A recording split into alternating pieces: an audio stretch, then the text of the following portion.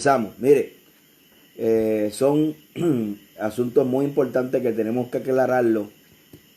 Obviamente, como yo estaba comentando, estos asuntos de la escatología muchas veces son los pormenores o los temas que se debaten de realmente el grueso, amén, gloria a Dios, de lo que es la escatología de los tiempos finales. Pero sin duda alguna, pues tenemos que tocar entonces Apocalipsis capítulo 7 para entonces llegar a la conclusión quiénes van a ser salvados y quiénes son los santos en la tribulación mencionada. Entonces queremos establecer un punto muy interesante, la diferencia entre los santos y lo que es la iglesia. Hay un argumento bien tremendo, aleluya, de la iglesia primitiva, el que lo queremos compartir ahorita. Vamos a comenzar con los 144, Apocalipsis capítulo 7.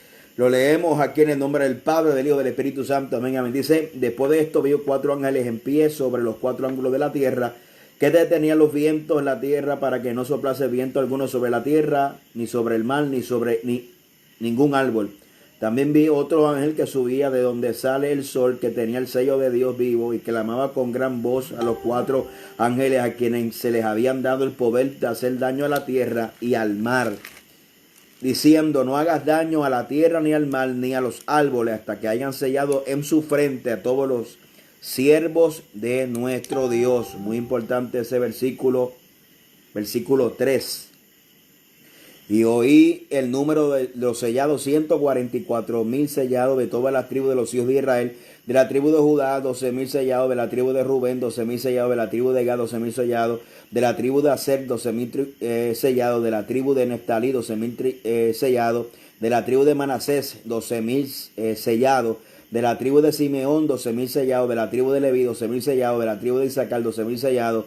De la tribu de Zabulón, 12,000 sellados. De la tribu de José, 12,000 sellados. De la tribu de Benjamín, 12,000 sellados. Después de esto, miré, y he aquí una gran multitud, la cual nadie podía contar, de todas naciones, tribu y pueblo y lengua, que estaban delante del trono y de la presencia de Cristo, vestidos de ropas blancas con palmas en las manos, clamaban a gran voz diciendo, la salvación pertenece a nuestro Dios, que está sentado en el trono y al Cordero.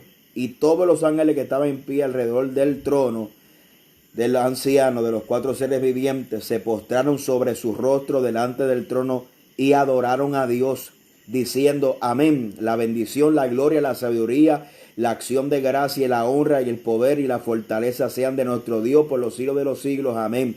Entonces uno de los ancianos habló diciendo, estos que están vestidos de ropas blancas, ¿quiénes son y de dónde has venido? Y yo le dije, Señor, tú lo sabes. Y él me dijo, estos son los que han salido de la gran tribulación y han lavado su ropa y la emblanquecido en la sangre del Cordero de Dios. Por esto están delante del trono de Dios y le servían día y noche en su templo, y en los que estaban sellados sobre el trono se extendió su tabernáculo sobre ellos. Ya no tenían hambre ni sed, ni el sol caerá más sobre ellos, ni el calor, porque el Cordero de Dios está en medio del trono de los, y los pastoreará, los guiará a fuentes de agua vida, y Dios enjugará toda lágrima de los ojos de ellos. Dios añada bendición a su santa y bendita palabra. Muy importante que el Señor les bendiga a todos los que están por ahí. Ahora, estamos contestando esta pregunta, ¿quiénes son los santos mencionados en el Apocalipsis? ¿Y para quién la salvación y la tribulación? Muy importante. Hemos comenzado con este capítulo 7. Y este capítulo 7, el verso 1 y el verso 9 comienza con un después.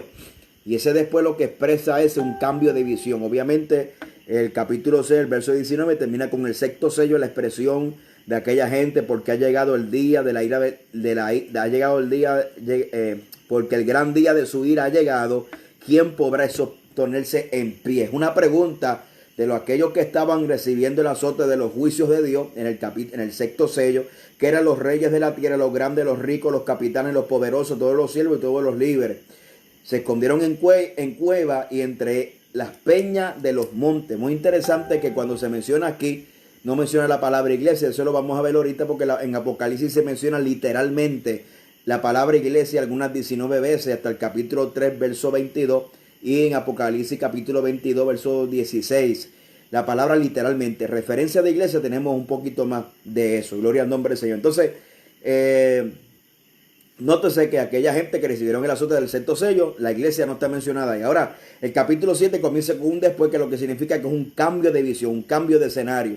Se presenta a estos 144,000 que literalmente son judíos y que van a recibir el sello. Mucha gente, ¿verdad? Creen que es una tipología de iglesia, y los santos también es una tipología de la iglesia. Pero es muy importante que no está hablando aquí del sello que habla en Juan capítulo 6, que es el sello del Espíritu Santo que Dios le pone a la iglesia. No hay gran diferencia, porque el sello que ponen esto es un ángel. Y el sello que le ponen, se lo ponen en su frente. En el verso 6, el capítulo 7 dice: no hagas daño a la tierra, ni al mar, ni a los árboles, hasta que haya sellado en su frente a los siervos de Dios. Ahora, este sello es un sello en la frente. No es un sello como se enseña que se sella la iglesia, que es un sello en el corazón. Aleluya. El sello que pone el Espíritu Santo no lo pone un ángel, lo pone el Espíritu Santo. Y en los 144,000 lo pone en la frente y lo ponen los ángeles. En la iglesia lo pone el Espíritu Santo y se lo pone en el corazón. Muy importante, porque mucha gente utiliza esto para sacar fuera de contexto, para de alguna manera proyectar que la iglesia está en la tribulación o la gran tribulación, lo cual es totalmente falso. Ahora seguimos leyendo, gloria al nombre del Señor. Dice la expresión después, esto indica que viene a continuación una visión nueva. El capítulo 7 forma una paréntesis entre el sexto y el séptimo sello, en que se muestran dos grupos representativos de aquellos que habrán ser salvos durante la tribulación, específicamente en el capítulo 7. Amén.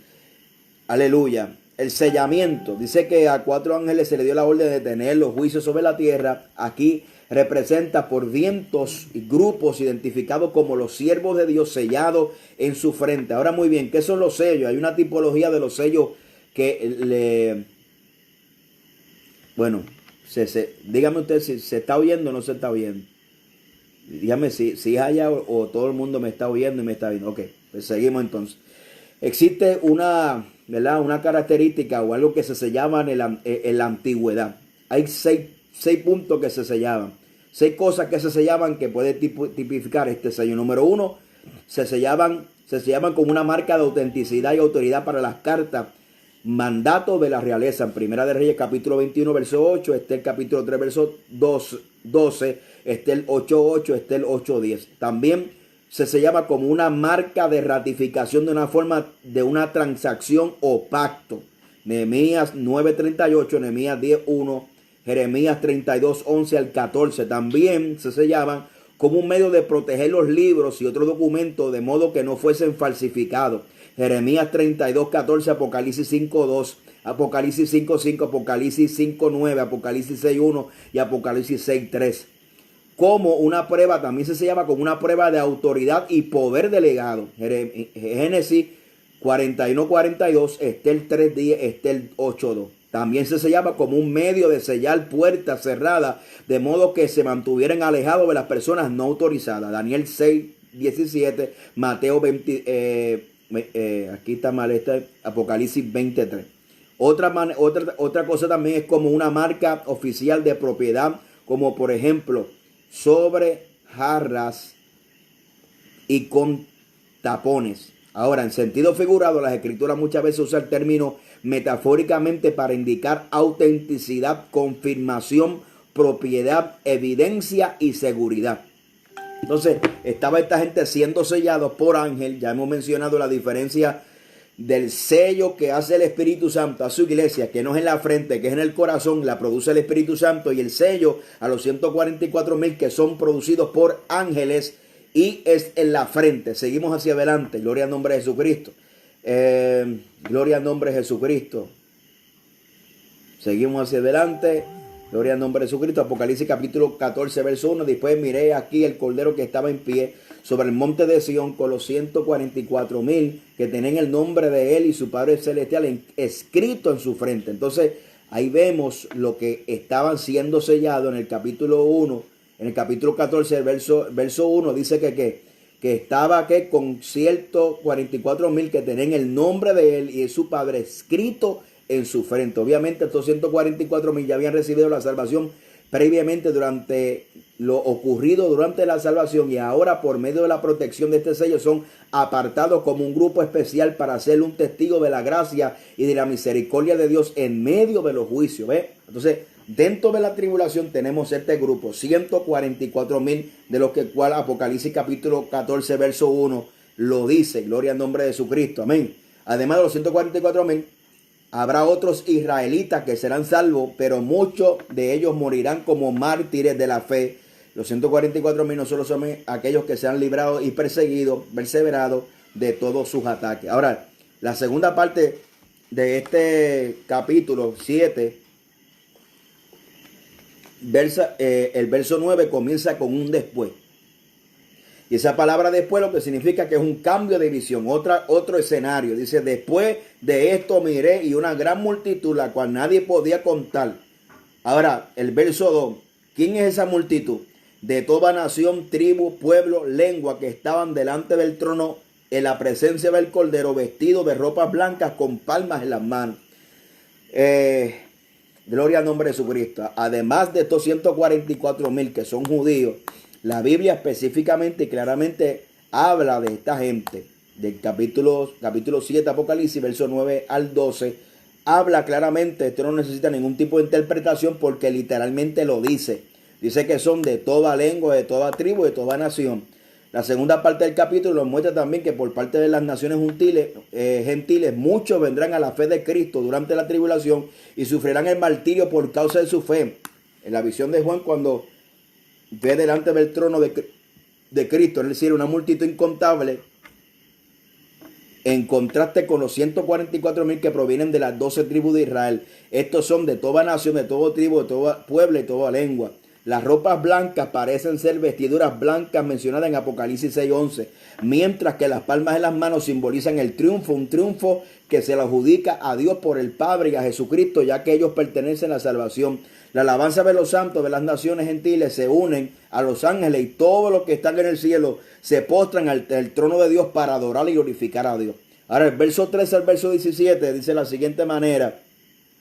Entonces unos hablando, diciendo, estos que están vestidos de ropas blancas, ¿quiénes son?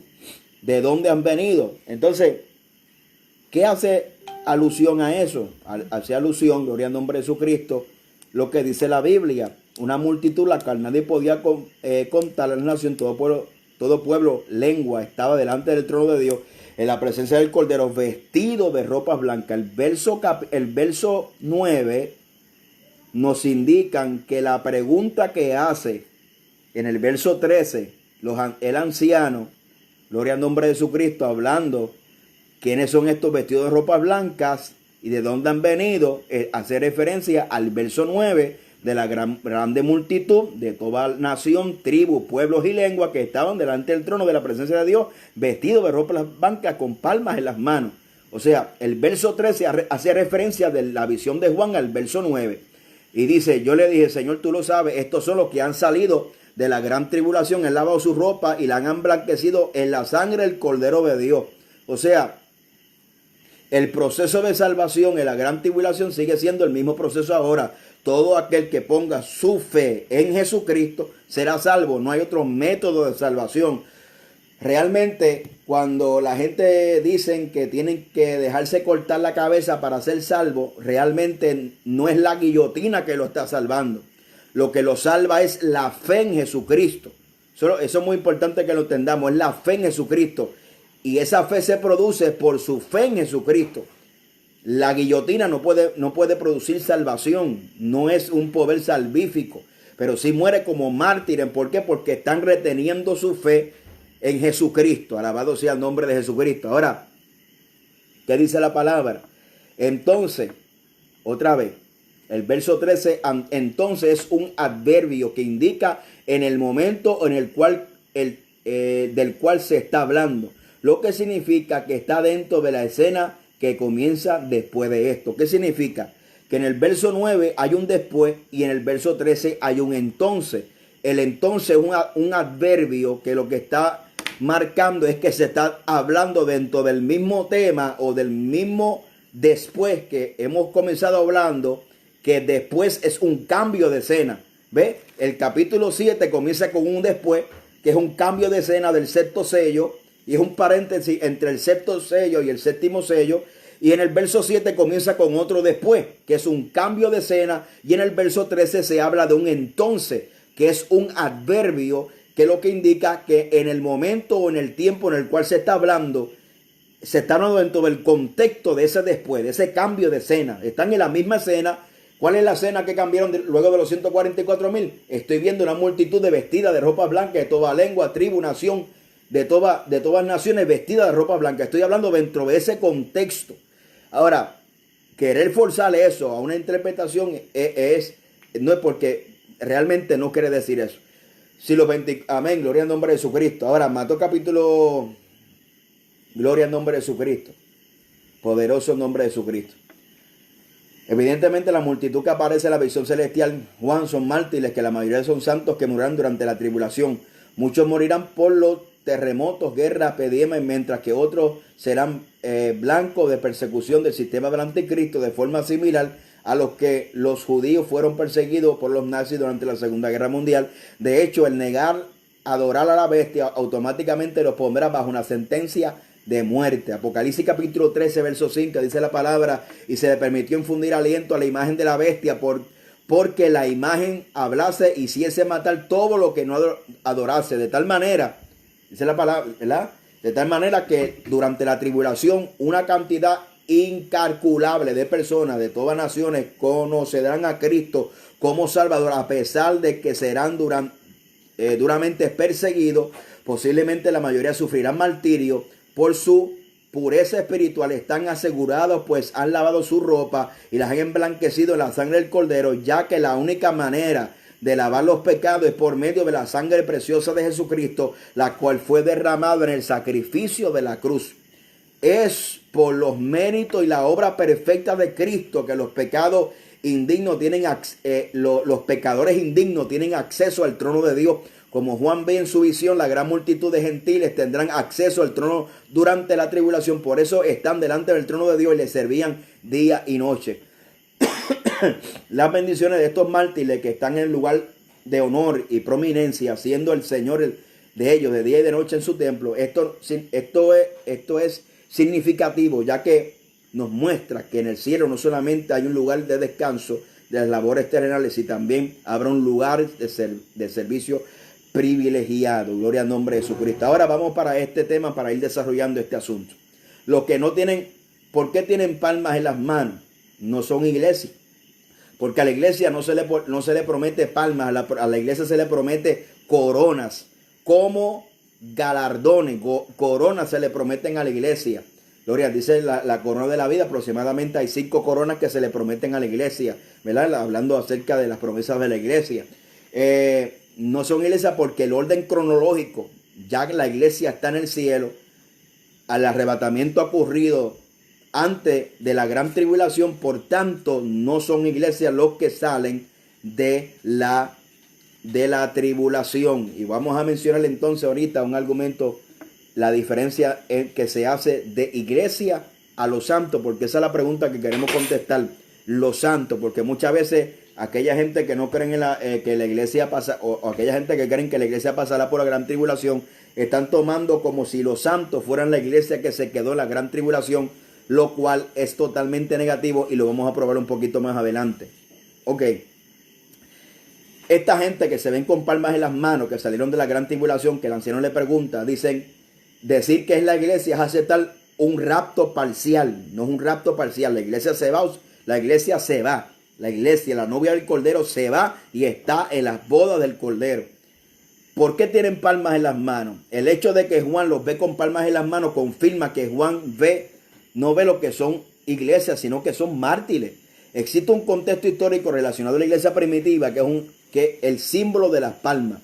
En la iconografía cristiana, las palmas del martirio es un atributo adoptado en la representación de los primeros santos de la iglesia y mártires. Estos representan y tienen un probable origen oriental, sitio donde se daba una gran importancia a las palmeras y al vincular con los oasis y a la vida. También se pensaba que el momento en que la palmera generaba su fruto esta moría, de ahí que significa como un sacrificio. Otro punto, no son iglesias porque la iglesia está representada en el cielo. Gloria al nombre, con un simbolismo. Más adelante vamos a hablar. Porque la mayoría, para no decir todo, amén, llegan a la conclusión que los 144,000 predican la palabra en la gran tribulación. ¿De dónde entonces nosotros sacamos? ¿De dónde nosotros obtenemos esa información de que los 144,000 predican en la gran tribulación? ¿Por qué? Número 1, el capítulo 7 comienza con un después, que es un cambio de visión. Y en el verso 9, dentro del mismo capítulo, un después es otro cambio de visión. Ahora, en el verso 3 dice que se le ponen un sello en su frente a los siervos de nuestro Dios. Esa palabra, gloria al nombre del Señor, siervos, viene del griego diaconía, que es servicio, ministración, que significa ocupación, empleo, profesión, cargo o tarea. A esto se le añade que en Apocalipsis capítulo 14, la parte B y 5b, gloria al nombre de Jesús, estos son los que siguen al Cordero por donde quiera que va, y en sus bocas no fue hallado mentira. Estos dos textos refuerzan la idea que son predicadores. ¿Por qué? Porque es imposible que aquellos que reciban a Cristo lo sigan en una actitud pasiva. ¿Sabe? El evangelio no es un evangelio pasivo, es un evangelio activo. Todo aquel que viene a Cristo y todo aquel que viene a Dios es causa y efecto. Usted no ve, la idea es producir frutos de arrepentimiento y frutos en la obra. O sea, todo aquel que viene a Cristo, gloria al nombre del Señor, que le recibe como Salvador o que le pertenece a Dios, es imposible que usted diga, yo soy cristiano, pero soy un cristiano pasivo. No testifico de Cristo, ni en el micrófono, ni con testimonio. La gente ve en su ejemplo, el ejemplo. Un testimonio es un ejemplo también. Usted predica con su ejemplo, usted predica con su conducta, usted predica de dónde Dios lo sacó. O sea, el evangelio pasivo en la Biblia no existe. Un evangelio de que alguien se convierta o pertenezca a Dios y sea mudo, no hable a nadie de Cristo, no testifique de las grandezas o la gente no vea los frutos de Dios en su vida, ese evangelio no existe. Por eso la Biblia dice en Apocalipsis capítulo 14, 4b, 5b, estos son los que siguen al Cordero por donde quiera que va. Y en su boca no fue hallado mentira. O sea, tras que eran siervos, que era diaconía, que lo que significa es un servicio, un empleo, un trabajo, una encomienda, también está identificando que en su boca no fue hallado mentira. Y si no fue hallado mentira es porque hablaban verdad. Y la Biblia dice que es la verdad. La verdad es la suma de tu palabra, es la verdad, dice en el Salmo 119. ¿Verdad? ¿Qué es la verdad? La verdad es Cristo. La verdad es la palabra del Señor. Amén. Entonces, ahorita vamos para ahí. Gloria al nombre del Señor. Entonces, mire, el efecto de la mujer samaritana en el Juan capítulo 14. Entonces la mujer dejó su cántaro, fue a la ciudad y dijo a los hombres, venid y ve que hombre que me ha dicho todo lo que he hecho. No es este es el Cristo. Entonces salieron a la ciudad y vieron a él. El efecto del Gadareno.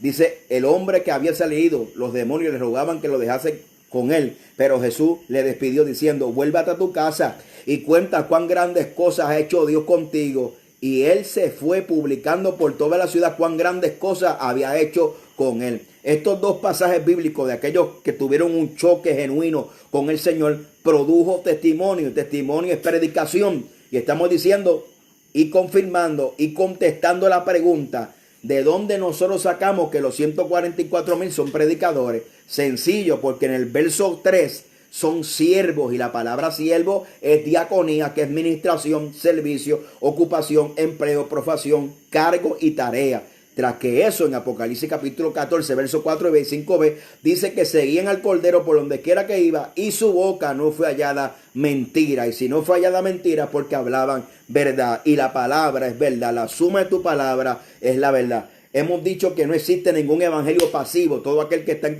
contacto con Dios tiene que hacer algo. Lo vemos en el ejemplo de la mujer samaritana, lo vemos en el ejemplo del Gadareno. Estamos recapitulando para beneficio de todo aquel que entró.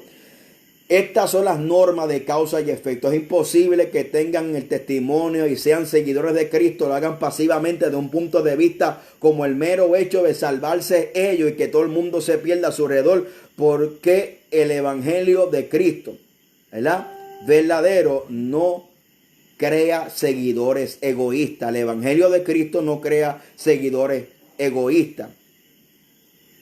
Y en su boca no fue hallado mentira. Esa expresión es similar a la que hace el apóstol Pedro hablando del testimonio de Cristo, que implica que hubo una proclamación pública de una verdad y lo confiesa, se está afirmando, es lo que comunicaron, no fue mentira, sino fue verdad. Un ejemplo similar de lo que vemos, ¿verdad? Lo que vemos en Apocalipsis capítulo 4, en Apocalipsis capítulo 14, verso 5, que dice que eran seguidores del Cordero, los 144,000, y que no fue hallado mentira en su boca. Vemos una expresión similar del testimonio de Pedro acerca de Jesucristo. Pues para esto fuiste llamados, porque también Cristo padeció por nosotros, dejándonos ejemplo para que sigáis su pisada, el cual no hizo pecado, ni se halló engaño en su boca. O sea, imagínense, no se halló engaño en su boca porque lo que la hablaba era verdad, al igual que la expresión que encontramos en Apocalipsis capítulo 14, verso 5, la parte B, donde dice que los 144,000 no fue hallada mentira en su boca. Es una alusión que hablaban, que predicaban, que testificaban la verdad de la palabra del Señor. Ahora, gloria al nombre de Jesucristo, gloria al nombre de Jesucristo. ¿Por qué este grupo no son judíos? Porque le dije que en el verso 9 comienza con un después, que es un cambio de visión, y el verso 13, que surge la pregunta del anciano, el entonces es un adverbio, que lo que está hablando, que lo que implica es que está dentro de la misma conversación. Gloria al nombre de Jesucristo. Vamos a buscarlo por aquí. Gloria al nombre del Señor. Es un adverbio, ¿verdad?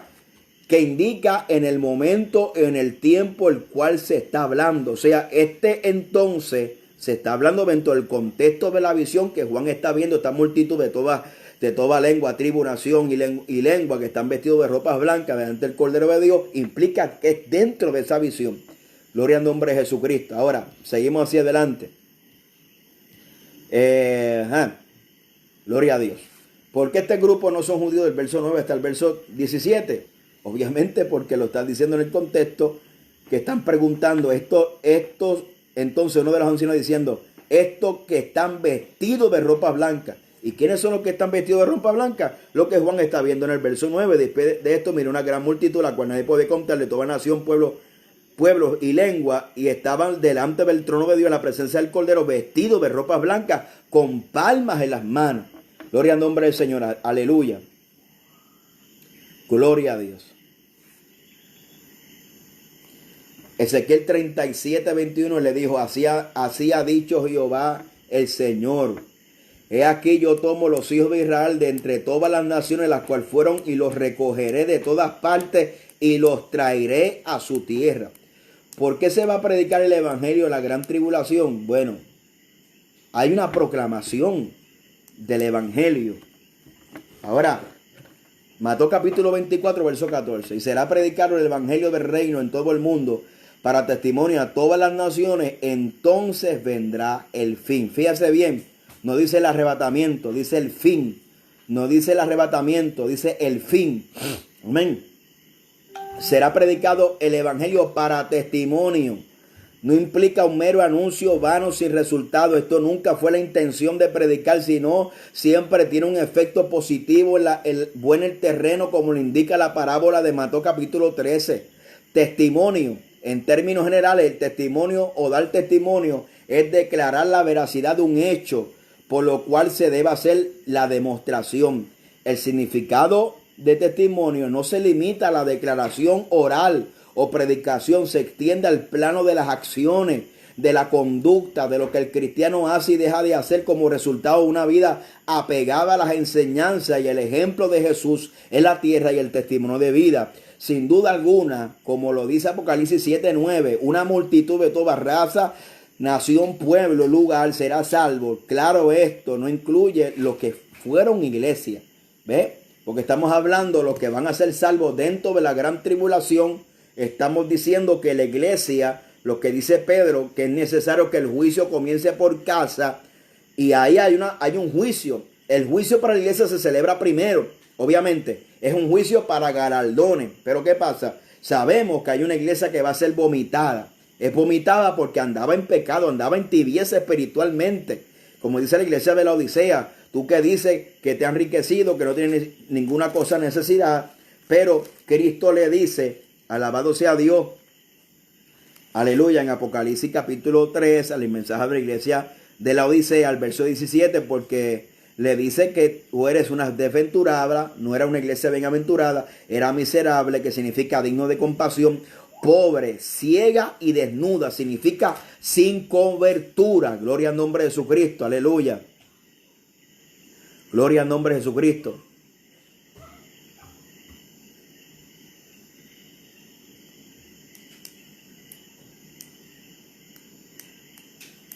Amén, gloria al nombre de Jesús. Mire, entonces, dice la Biblia, y será predicado el evangelio en todo el mundo para testimonio de todas las naciones, entonces vendrá el fin.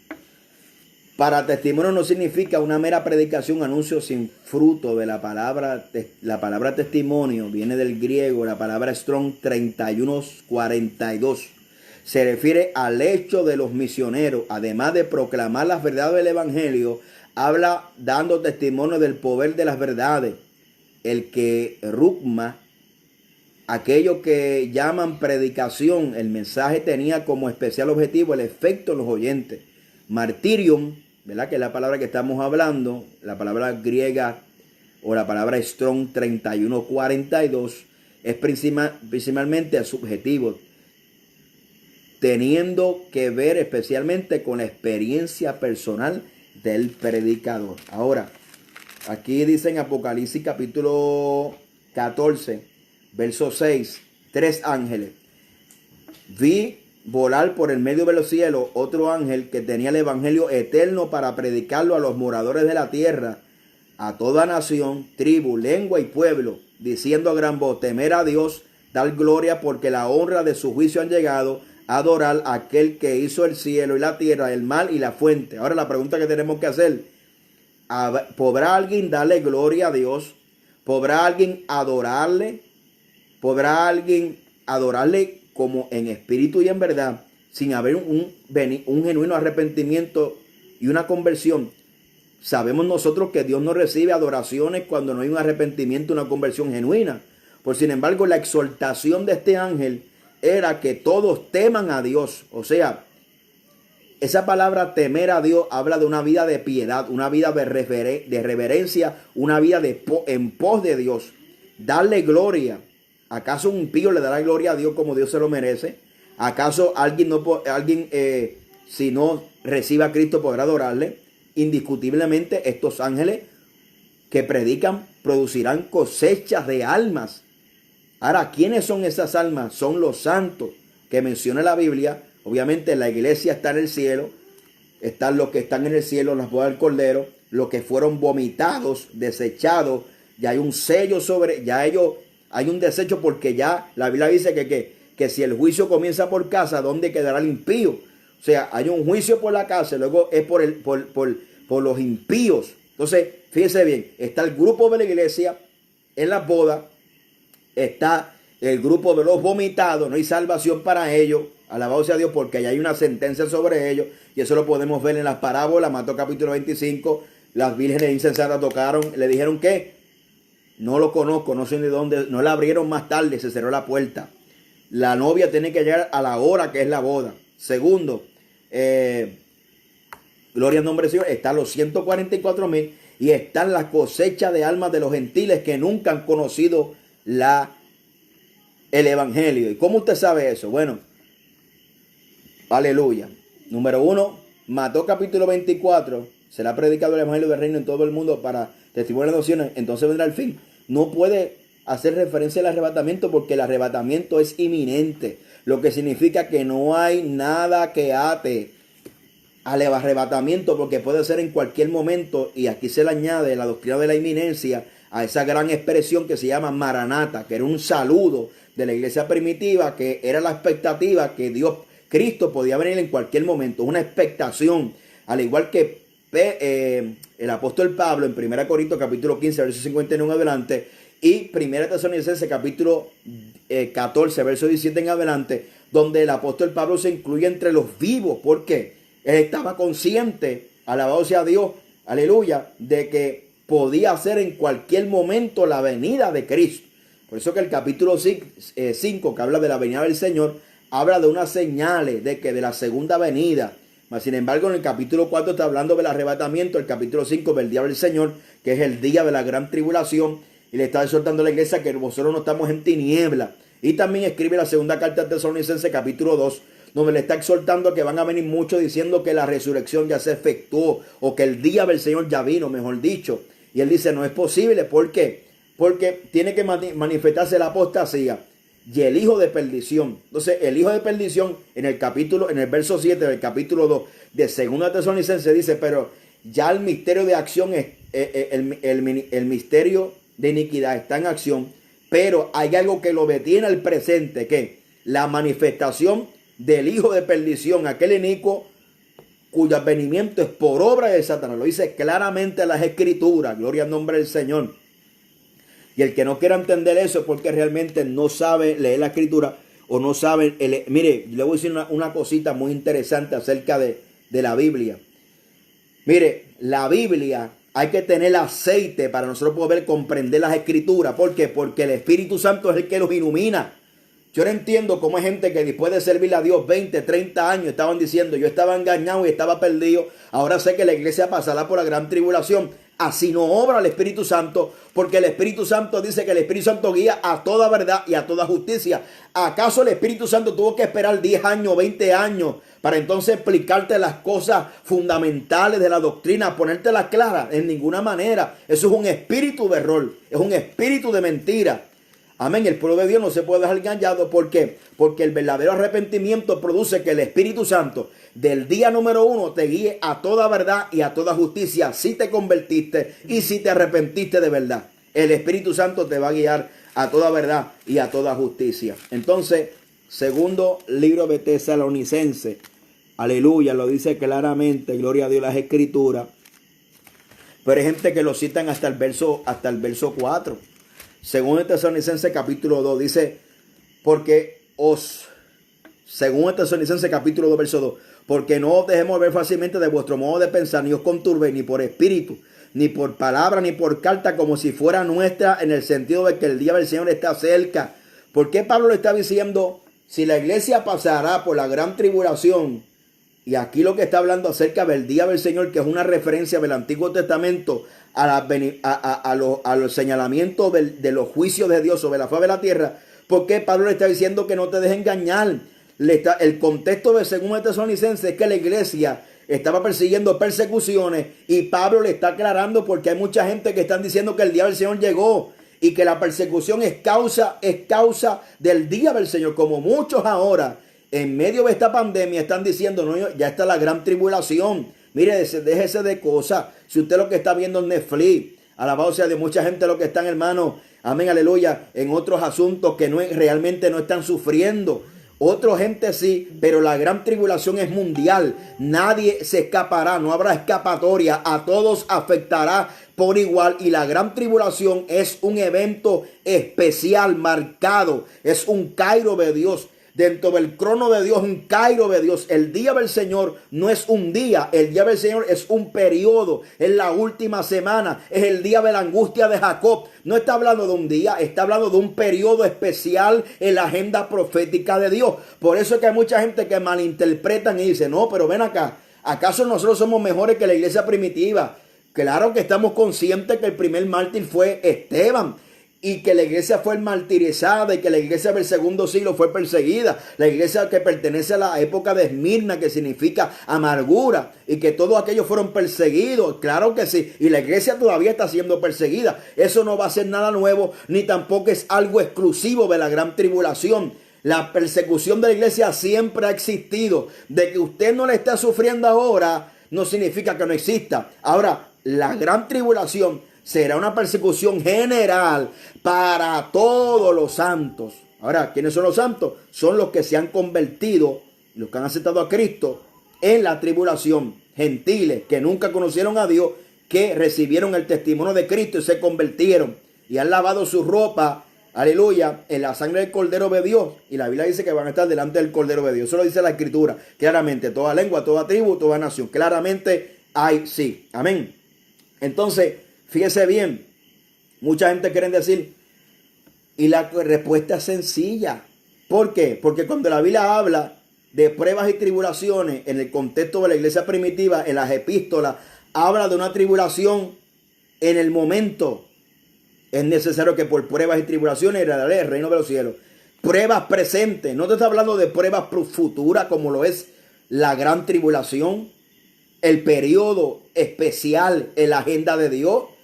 El que quiera negar que es un evento de una agenda especial en la agenda de Dios, pues le falta la verdad, porque en las 70 semanas de Daniel lo dice, y en Romanos capítulo 11 también lo está diciendo, que es un tiempo especial. Ahora, otro argumento también que es muy importante. ¿Por qué mucha gente no cree que habrá salvación para los gentiles? Obviamente porque muchos, mire, no hay evidencia bíblica de que en ciertos periodos de la humanidad ha habido salvación para un grupo específicamente. La Biblia dice que por causa del endurecimiento, del endurecimiento del corazón en parte de Israel, la salvación ha venido a los gentiles. No significa que porque el trato y la atención especial en la tribulación sea para los judíos, que no va a haber salvación para los gentiles, porque de igual manera podemos aplicar ese contexto ahora. Significa que si la atención es para la iglesia en este momento, ningún judío será salvo, y nosotros sabemos que hay judíos que han aceptado a Cristo como Salvador. Amén. Gloria al nombre del Señor. Y que son los verdaderos judíos mesiánicos. Gloria a Dios. Verdaderos judíos de raza mesiánico. No son los judíos estos chapeados que hay por ahí. Amén. Vamos a ponernos nosotros boricuas de mancha plátano y que decimos shalom, shalom. No. Alabado sea. Usted puede decir shalom, pero eso no lo hace judío. Usted se podrá vestir de judío, pero eso tampoco lo hace judío. Se podrá poner el kippah, se podrá poner el talí, se podrá poner lo que sea. Eso usted no lo hace judío. Y Pablo dice, ¿qué ventaja habrá de ser judío? Claro que los judíos son la nación de Dios. Sobre la faz de la tierra, la nación que Él cogió. Pero nosotros somos la nación espiritual de toda lengua, tribu, nación.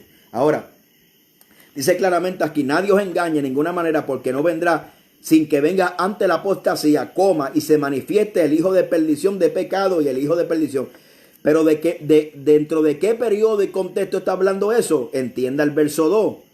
El sentido de que el día del Señor está cerca, el día del Señor. Está hablando que el día del Señor hay una apostasía como nunca antes, y que el anticristo se manifestará, el hijo de perdición. Ahora, ¿qué hace el hijo de perdición? El cual se opone y se levanta contra todo lo que se llama Dios, objeto de culto, tanto que se sienta en el templo de Dios como Dios, haciéndose pasar por Dios. El verso 7, porque ya está en acción el misterio de la iniquidad, solo que al presente hay quien al presente lo detiene hasta que él a su vez se ha quitado de medio. Alabado sea Dios. Es la iglesia de Cristo llena del Espíritu Santo. Aleluya, claramente. Y eso vamos a tocar otro tema, porque ese no es el tema, lo hemos desviado un poquito para allá. Ahora, ¿por qué va a ser predicado el evangelio? ¿Y por qué dentro del periodo de la gran tribulación van a convertirse gente? Porque obviamente Mateo capítulo 24 verso 13 dice, y será predicado el evangelio del reino en todo el mundo para testimonio de las naciones, entonces vendrá el fin. Ahora, Dios es un Dios justo. ¿Qué dice la Biblia? Actualmente el 29% de la población mundial nunca ha escuchado la predicación de la palabra. ¿Cuánto es un 28% de la población actual? Es un 2.7 billones de habitantes del planeta Tierra. Que solo el 3% de los misioneros predican o están enfocados en estas poblaciones no alcanzadas. Por esta razón es que la evangelización se extiende al periodo de la gran tribulación. Ahora, ¿por qué se extiende? ¿Por qué se extiende? Mire, otro punto muy importante. Se extiende porque el arrebatamiento es inminente. No hay ninguna señal que lo ate. Puede venir en cualquier momento. Es el saludo de la iglesia primitiva. Maranata, cualquier momento la expectativa. Pablo se incluye entre los vivos. Mas nosotros los que creamos seremos arrebatados. Lo repite en dos ocasiones. Primera de Corintios capítulo 15 verso 51. Primera de Tesalonicenses capítulo 4 verso 17 en adelante. Se incluye entre el grupo de los vivos. Porque la inminencia es algo real. Puede ser en cualquier momento. Pero la predicación se extenderá, y ya hemos explicado que dentro de la gran tribulación va a haber ángeles. En el capítulo 14 de Apocalipsis, verso 6, el verso 7, donde dice que volando un ángel tenía el evangelio eterno para predicarlo a los moradores de la tierra, todas las naciones, tribu, lengua y pueblo, clamando: temer a Dios, darle gloria, porque la hora del juicio ha llegado, adorar al que hizo el cielo, la tierra, el mar y fuentes de las aguas. O sea, hay una predicación para que se salven. Otro ángel le siguió diciendo: ha caído la Babilonia, la gran ciudad, porque ha hecho beber todas las naciones el vino de su furor y sus fornicaciones. Y el tercer ángel, en el verso 9 del capítulo 14 de Apocalipsis, lo siguió diciendo a gran voz: si alguno adora a la bestia y su imagen, recibirá la marca en su frente o en sus manos. Él también beberá el vino de la ira de Dios, que ha sido vaciada puro en el cáliz de su ira, y serán atormentados con fuego y azufre delante de los santos ángeles del Cordero, y el humo de su trono sube por los siglos de los siglos, y no tienen reposo día y noche de los que adoran a la bestia ni la imagen, ni nadie reciba la marca de su nombre. Aquí está la paciencia de los santos y los que guardan el mandamiento de Dios y la fe de Jesús. Aleluya, gloria al nombre de Jesucristo. Entonces, mire qué tremendo. Habla de una multitud que se va a aceptar a Cristo en la gran tribulación, pero la iglesia le llama santo. Ahora, ¿quiénes son estos santos? Punto número 1. Ya le probé que estos santos son los que aceptan el testimonio de Jesucristo. La iglesia no está predicando en la gran tribulación. Están los 144,000. Ya hemos dicho que porque son siervos, y la palabra siervo en el griego es diaconía, que es trabajo, oficio, estaban haciendo algo. Ya le probé el argumento que no hay nadie que acepta a Cristo, que tenga a Dios de cerca, reciba un evangelio pasivo, que se quede en silencio, que no haga nada. Y dice que no fueron hallados en ellos su boca mentira, lo que significa que hablaban verdad, porque hay una expresión que la busqué ahorita en 2 de Pedro, alabado sea Dios, 2, 21 y 22, que Pedro habla el mismo tipo de lenguaje para referirse a algo. Amén. Vamos a seguir para adelante. No nos podemos, si usted entró ahora, puede darle para atrás el video. Ahora, gloria al nombre del Señor. La iglesia no está, gloria al nombre de Jesucristo. Los santos de la tribulación son simplemente aquellos santos que vienen durante la tribulación. Creemos que la iglesia será arrebatada antes de la tribulación, aunque la Biblia indica que un gran número de personas durante la tribulación colocarán su fe en Jesucristo. Su visión del cielo, Juan ve un gran número de estos santos de la tribulación que han sido martirizados por el anticristo. Después miré aquí una gran multitud, de la cual nadie podía contar, de todas las naciones, tribus, pueblos y lenguas. No dice obviamente de judíos, dice de toda tribu, pueblos y lenguas, que estaba delante del trono de la presencia del Cordero, vestido de ropas blancas con palmas en las manos. Apocalipsis capítulo 7, verso 9. Y las palmas en las manos, lo que significa que eran mártires. La iconografía de la iglesia primitiva, las palmas significa el martirio. Gloria al nombre del Señor. Ok, seguimos para adelante. La palabra iglesia, literalmente, sin contar sus referencias, estamos hablando de la palabra iglesia, aparece 19 veces en el libro de Apocalipsis, desde el capítulo, y la última mención es el capítulo 3, 22, hasta el capítulo 22, 16. En ese medio, literalmente la palabra iglesia no aparece. Ahora, lo que hace alusión es, número 1, que la palabra iglesia no es extraña en el Apocalipsis. Entonces, ¿por qué el capítulo 2 y capítulo 3 habla de iglesia, mas sin embargo habla luego de aquellos que reciben el testimonio, que lavan sus vestiduras para tener ropas blancas y estar delante del trono de Dios, delante del Cordero? Habla de este grupo y no los menciona que son iglesias. Yo creo que hábilmente este libro, inspirado por el Espíritu Santo, que Él es perfecto, escribió eso porque nos hace, y esa omisión entre los capítulos directamente o indirectamente, el capítulo 4 hasta el capítulo 19, sugiere y afirma que la iglesia está en el cielo en las bodas del Cordero. No que han sustituido la palabra iglesia, ni que intencionalmente el libro inspirado por el Espíritu Santo hábilmente hace esta distinción entre la iglesia arrebatada antes de la tribulación y aquellos santos que son mencionados en la Biblia. Aleluya. Dice la palabra, y le dijo, Señor, tú sabes. Y me dijo, estos son los que han salido de la gran tribulación, los que han lavado su ropa y los que han emblanquecido en la sangre del Cordero de Dios. El vocábulo hebreo y griego para santidad transmite la idea de puro, limpio en un sentido religioso, apartado de la corrupción. La santidad de Dios denota absoluta perfección moral. Y aquí vamos entonces a establecer la palabra, porque es que luego del capítulo, Apocalipsis capítulo 3, verso 22, se deja nombrar la palabra iglesia y luego aparece, amén, aleluya, en el capítulo 22, ¿verdad? Hablando directamente, porque indirectamente aparece en el capítulo 19. Ahora, ¿por qué? El apóstol Pablo designaba como santos a los cristianos que vivían en una ciudad determinada. O sea, escribe a los santos de la iglesia que está en Galacia o de la iglesia que está en Tesalónica. Está hablando a un grupo específico, santo, ¿verdad? Santos, tras que también la palabra santo es una palabra adjetiva que describe. Más sin embargo, la palabra iglesia es un sustantivo, es un nombre. Y cuando nosotros vamos a lo que es la doctrina de la iglesia, para la palabra iglesia se refiere a la totalidad de un grupo, a la iglesia visible e invisible. Amén, aleluya. Entonces, gloria al nombre de Jesucristo. Pablo designaba a los santos, a los cristianos que vivían en una ciudad determinada, expresando la santidad como el estado de comunión con Dios en la iglesia. Gloria al nombre del Señor. Entonces, cuando se menciona la palabra santos, lo que se refiere a la palabra adjetiva que describe la condición de aquellas personas. Entonces, ¿por qué no mencionarle, por qué no llamarle iglesia? ¿Por qué? Porque la iglesia está en las bodas del Cordero. La iglesia está celebrando bodas con su amado. Aleluya.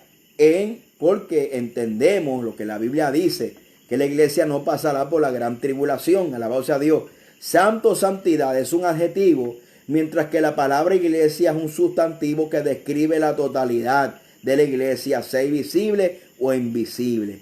Entonces, cuando Juan menciona estos santos, se refiere a este grupo de personas que han lavado su ropa, aleluya, como lo dice el verso 14 de Apocalipsis, gloria al nombre, voy a buscarlo por aquí. Y le dijo, Señor, tú lo sabes, estos son los que han salido de la tribulación y los que han lavado, emblanquecido en la sangre del Cordero. O sea, los santos son este grupo de personas que reciben el testimonio de Cristo, que lavan su ropa de toda lengua, tribu y nación, se le llaman santos, porque la iglesia está en el cielo. Por eso es que desde el capítulo 4, Apocalipsis capítulo 4, no se menciona la palabra o no se menciona la iglesia hasta el capítulo 19. Y existe ese vacío del capítulo 4 hasta el capítulo 19, la ausencia. Entonces vemos los 144,000, los 2 olivos y los ángeles predicando, porque hay una sustitución, hay un relevo de responsabilidad. La responsabilidad de predicación es la iglesia, mas sin embargo no vemos la iglesia predicando en la gran tribulación, porque está en el cielo, con las bodas y con el amado y con las bodas del Cordero. Tan fácil y tan sencillo como eso. Por eso que cuando usted escuche a alguien diciendo que los santos es la iglesia, no es la iglesia, porque la iglesia está con el amado, alabado sea Dios. Y los santos son estas personas que han sido lavadas, aleluya, su ropa y emblanquecida en la sangre del Cordero, alabado sea Dios. Pero entendemos que la iglesia que ha sido desechada es una iglesia que ya ha sido sentenciada, aleluya. ¿Por qué? Porque el juicio comienza por la casa. El juicio, antes de la gran tribulación, el juicio comenzará por la iglesia. Es un juicio. O sea, hay gente que van a ser vomitadas por tibio, y hay gente que subirán al cielo, aleluya, y otros que van a ser vomitados del cuerpo. O sea, ese día se ejecuta un juicio de Dios, una sentencia de Dios, aleluya, la cual hay una sentencia. Y ese es otro tema que lo podemos tocar. Entonces, existe existe una gran confusión en poder identificar estos grupos. Y entonces cuando no se identifican se forma una melcocha. Amén. Tenemos un grupo que cree que los santos es la iglesia, la tribulación. Creemos que otro grupo que cree que no hay salvación para los gentiles en la tribulación, lo cual hay sin número de textos claramente que sí habla de que hay salvación, y otros creen que solamente es para los judíos. Y es muy importante entender este panorama porque por ahí se mete el error. Alabado sea Dios. Entonces es muy importante esto. ¿Por qué yo hablo de este tema? Porque me han preguntado mucho. ¿Por qué hablo de este tema? Porque veo muchos, aleluya, que discuten estos temas para engañar a muchos. Alabado sea Dios. Vamos a ver si discutimos más, creo mañana, la segunda resurrección. Porque, gloria al nombre de Jesucristo, porque lamentablemente hay muchos, gloria al nombre de Jesucristo, que lamentablemente están confundiendo el pueblo. Gloria al nombre de Jesucristo. Gloria a Dios. Poderoso el nombre de Jesucristo. Aleluya. Muy bien. Dice aquí,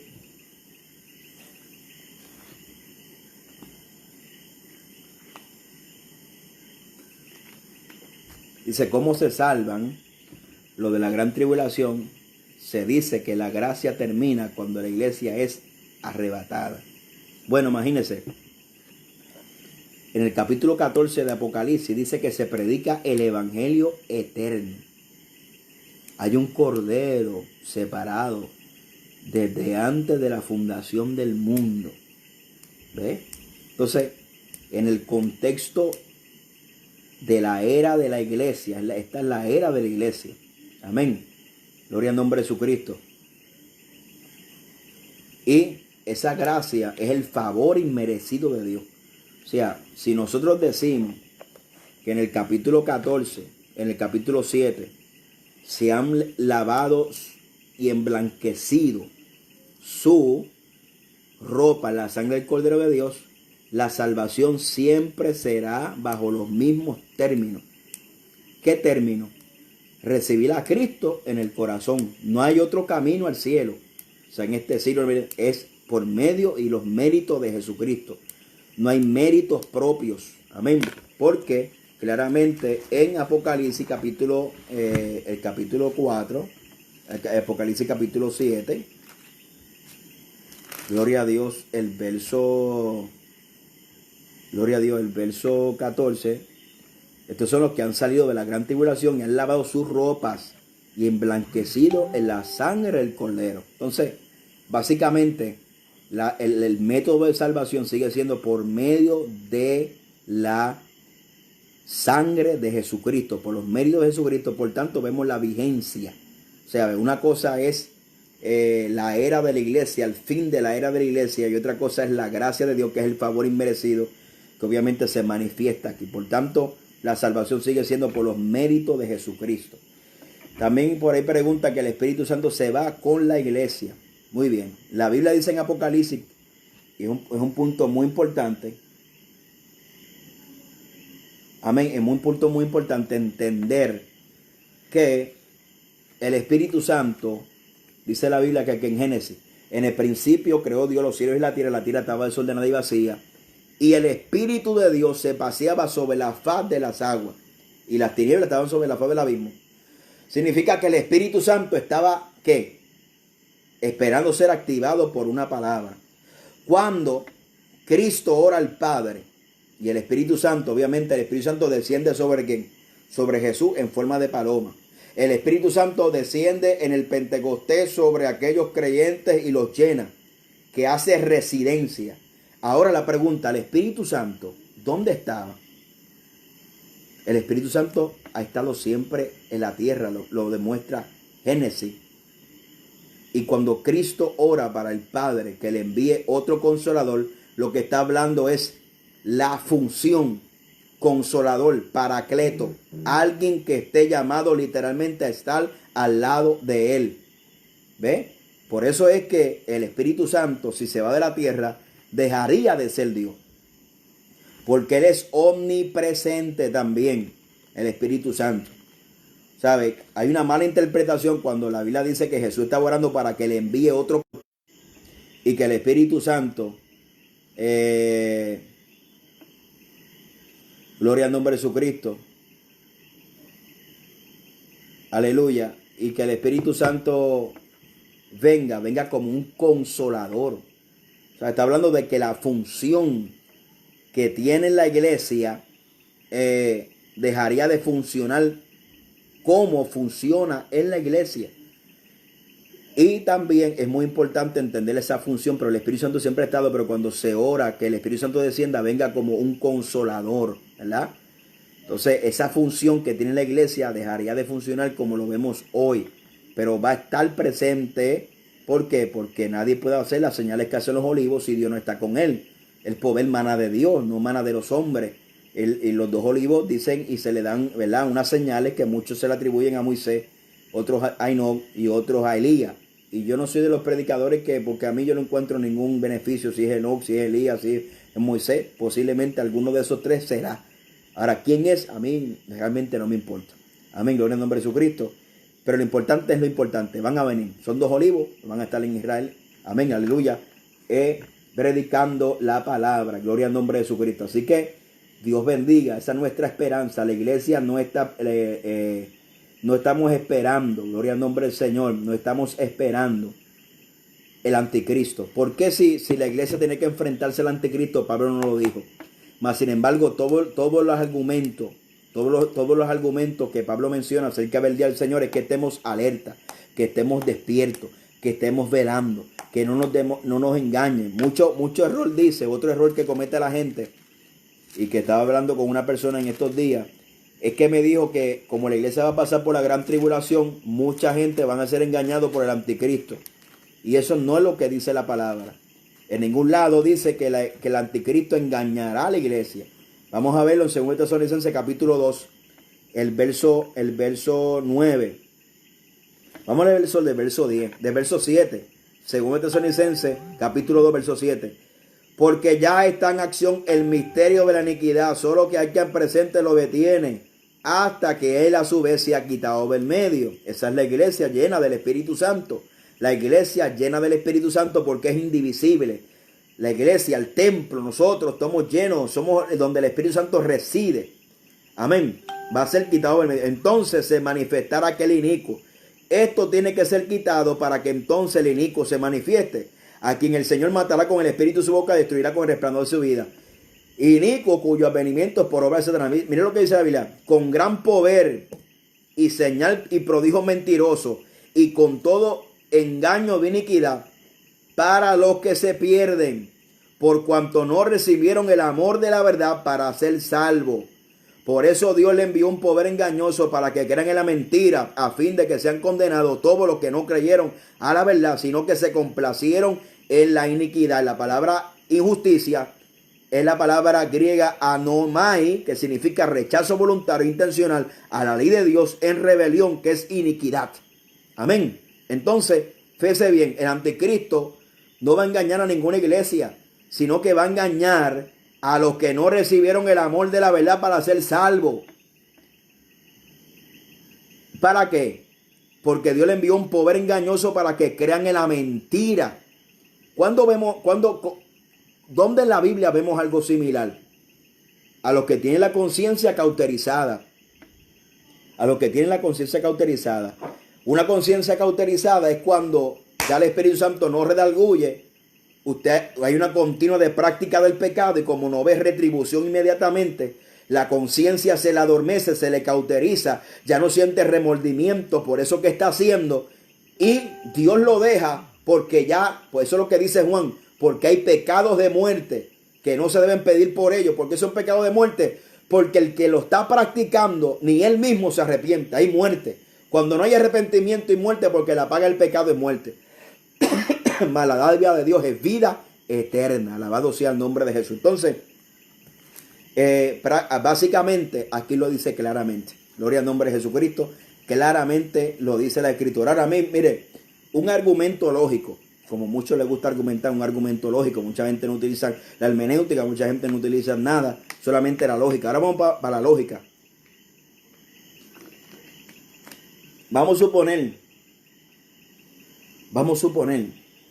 suponer que hay una posibilidad. Es una suposición. Estoy convencido de que no. Y hay dos grupos. El grupo que está esperando a Cristo antes de la gran tribulación y el grupo que está esperando a Cristo y que no cree en el arrebatamiento pretribulacionista, sino que cree que es al final y que vamos a enfrentar al anticristo, toda esa cosa. Ahora, si estas personas que están esperando a Cristo antes, no se da, no hay consecuencia.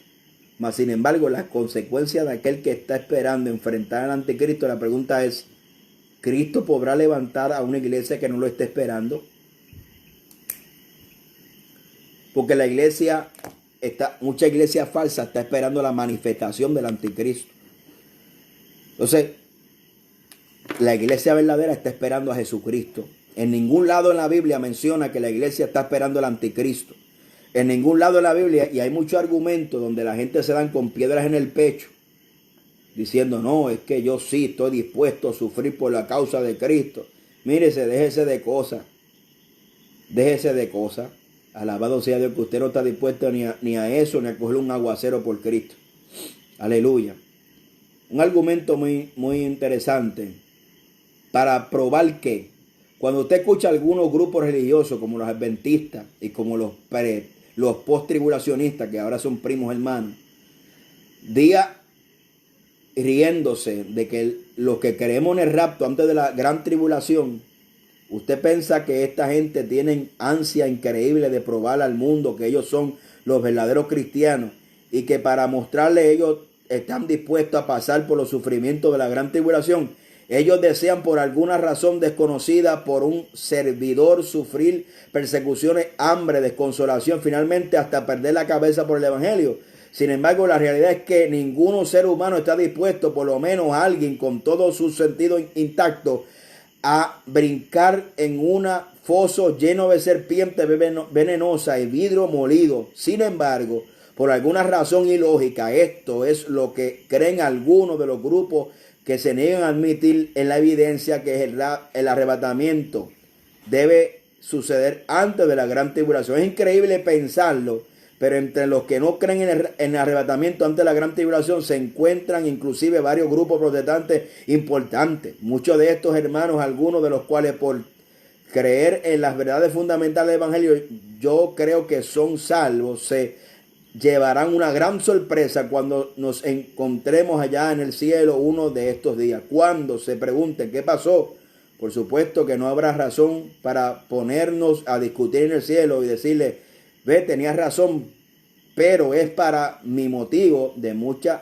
alegría traer la buena noticia a estos creyentes del que en efecto serán librados de ser lanzados a tal foso de sufrimiento. Con respecto a los adventistas, diré que su teología está tan mal versada que yo dudo con dolor en mi alma que sí, ni siquiera serán salvos. Yo no soy nadie para jugar, pero que la Biblia dice que hay que creer para ser salvo. El arrebatamiento no es una de ellas, pero el arrebatamiento es solo una de las muchas transversaciones teológicas y desviaciones interpretativas que están estos grupos dentro de su teología. Ahora, lamentablemente esa teología se ha pasado a la iglesia hoy y yo conozco, realmente hay muchas personas que son post-tribulacionistas, usted los ve calladitos por ahí tranquilos, y hay gente que lo están anunciando como algo novedoso. La pregunta es, ¿qué impulsa a esa gente con tan vehemencia, con tanta pasión que lo hacen? ¿Será que verdaderamente quieren librarnos del engaño o solamente quieren llamar la atención?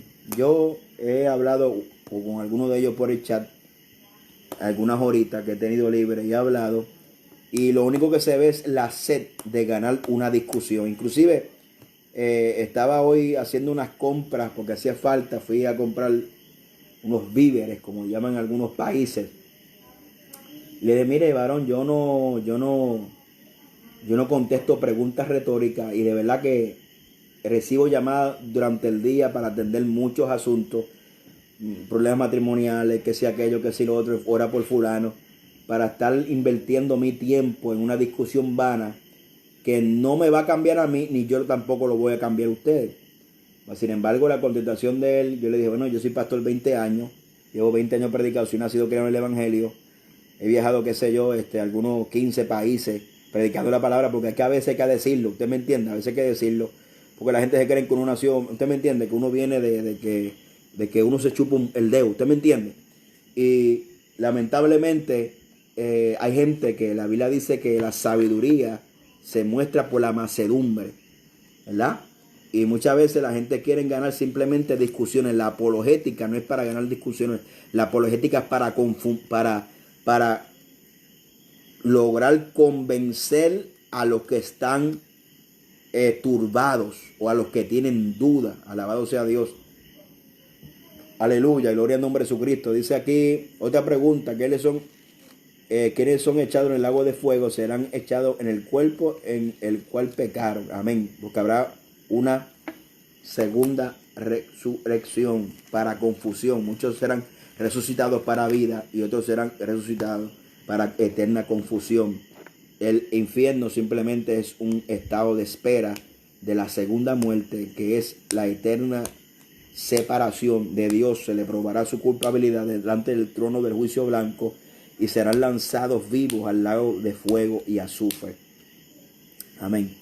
Entonces dice, le pido oración por mi hija Michelle y su esposo, liberación y salvación. Muniz Lisa. Amén. Vamos a estar orando por eso. Amén, amén, amén. Entonces fíjese bien, hay gente que lo que quieren es llamar atención, porque hay gente que ustedes no saben quiénes son. Hay gente lo que quieren llamar atención, lo que quieren es decir, wow, esto es novedoso. La iglesia pasará por la gran tribulación. Y lo están anunciando como algo novedoso. No tiene ningún propósito anunciar que la iglesia, dígame usted, ¿qué propósito tiene? ¿Realmente la perspectiva bíblica era preparar la iglesia para una gran tribulación o era preparar la iglesia para su amado? Búscame un texto que me diga la Biblia que usted se tiene que preparar para el encuentro, aleluya, con el anticristo. Aleluya. No, aleluya. Gloria al nombre de Jesucristo. No, sí, lo vamos a tratar de subir para YouTube. No para tratar de, gloria al nombre de Jesucristo, de ganar conversaciones, ¿verdad? O discusiones. Hay gente que creen que esto es novedoso. Mano, esto no es novedoso y los falsos profetas están queriendo que la iglesia pierda su fe y su esperanza. Las buenas nuevas de salvación. ¿Cómo se compone el evangelio de las buenas nuevas de salvación? Bueno, mostramos la culpabilidad del hombre. Por cuanto el hombre pecó, están todos destituidos de la gloria de Dios. Luego, ¿qué dice? Cuando conocemos nuestra culpabilidad, venimos a arrepentimiento, vienen tiempos de refrigerio, y esas son las buenas nuevas. Soy pecador, pero cuando acepto a Cristo hay salvación para mi vida. Buenas nuevas, esperanza. Cuando nosotros conocemos que hay un arrebatamiento pretribulacionista, produce, gloria a Dios, produce gozo. Porque sabemos que vamos a ser librados de la ira de Dios. La ira de Dios y la ira del Cordero de Dios. Amén. Y damos gloria a Dios por esta bienaventurada esperanza. Y gloria a Dios que hay un ejército grande de la iglesia que cree que el arrebatamiento está próximo a suceder. Alabado sea el nombre de Cristo. Y que tenemos esperanza, gloria a Dios, y que creemos firmemente que la iglesia será levantada antes de la gran tribulación. Si usted cree que usted se va a ver, salúdeme al anticristo de su parte. Alabado sea Dios. Me recuerdo Fon, el de Fuente de Agua Viva. Cómo se mofaba de Gigi Ávila. Cómo se mofaba, cómo se burlaba del arrebatamiento. Hay gente que tiene memoria corta. Y para muchos era un escándalo. Mira este hombre que está por la televisión. Qué lamentable que muchos de aquellos que criticaron hoy son los mismos que están creyendo en la misma postura de Rodolfo Fon, allá de Fuente de Aguas Muertas en Carolina. Eso lo convierte a usted en primo hermano de esa gente. ¿Y qué le pasó a ese hombre? Vino un quebrantamiento, vino una vergüenza pública. Tenga cuidado de usted estar tocando temas que estén en el territorio del Espíritu Santo y usted sea un instrumento de Satanás por ignorancia. Amén. Y venga un quebrantamiento en su vida. Hay mucha gente que se le discierne por encima que hay una falta de espiritualidad. No hay vida de oración, No hay vida de ayuno, no hay vida de meditación en Dios. Todo es lee. Y cuanta basura llega, se lo leen. Y eso produce que se meta un espíritu de error, un espíritu de confusión. Porque el que produce la iluminación es cuando hay el Espíritu Santo. La lámpara está llena del aceite. Hay iluminación del Espíritu Santo. Si esa lámpara está vacía, cualquier cuento del diablo te lo vas a creer. El Espíritu Santo es el que pone convicción de justicia, juicio y pecado. Convicción de juicio, viene un juicio final. Convicción de pecado y convicción de justicia. La iglesia no pasará por la gran tribulación porque no estamos puestos para ira, sino para alcanzar salvación. Todo aquel que le crea a esta promesa, ponga en su muro: Cristo viene. La iglesia no pasará por la gran tribulación. Grítelo a los cuatro vientos, proclámenlo a los cuatro vientos, porque esa es nuestra esperanza. Que se avergüence el diablo, y que quiera quedarse, que se quede, y que me salude el anticristo de mi parte. Alabado sea Dios. Así que vamos a orar. Pido oración por un hermano que Cristo se llama Wilson, para cáncer avanzado en páncreas. Sí, vamos a orar. Creemos que hay un Dios que sana.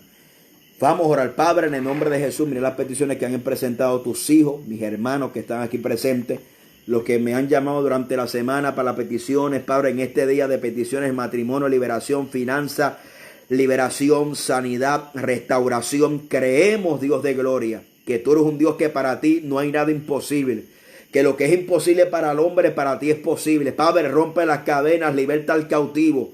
Todo aquel que esté en contacto con esta palabra, Señor, pueda ser libre. El Espíritu Santo ve testimonio, Señor, de estas palabras son tuyas, no son mías. Padre, en el nombre de Jesús, veamos tu palabra, liberta al cautivo en esta hora, para la gloria de tu nombre, en el nombre de Jesús.